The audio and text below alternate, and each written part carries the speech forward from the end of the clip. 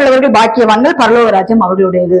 நம்மளுடைய ஆவியில் எளிமையாக இருக்க வேண்டும். பார்த்துக்கங்க, ஆவியில் எளிமை. நானும் பல நாட்களை யோசிச்சு பார்த்திருக்கிறேன். முன்னாடில இருந்து பைபிள் படிக்கும் ஆவியில் எளிமைனா என்ன தேசப்பா, நிறைய ஆலோசனையும் கேட்டிருக்கிறேன். எனக்கு அந்த ஆலோசனை எல்லாம் ஒவ்வொரு ஆண்டவர் ஆவியில் எளிமைனா என்ன தேசப்பான்னு சொல்லும்போது கர்த்தரே எனக்கு உணர்த்தி கொடுத்த காரியம், நம்மளுடைய ஆவி, பரிசுத்த ஆவி. நம்மளுடைய ஆவி ஒன்று இருக்கிறது, பரிசுத்த ஆவி ஒன்று இருக்கிறது. நம்ம பரிசுத்த ஆவி நமக்குள் வரும் பொழுது ஆட்டோமேட்டிக்கா நம்மளுடைய ஆவியில் எளிமை வந்துவிடும்.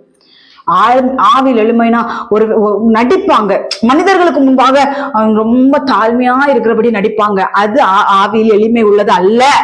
ஆவியில் எளிமை உள்ளது அல்ல. ஆவியில் எளிமை உள்ளும் பொழுது, எளிமைனா எப்பொழுதுமே மனிதன் ஒரே மாதிரி இருப்பான்.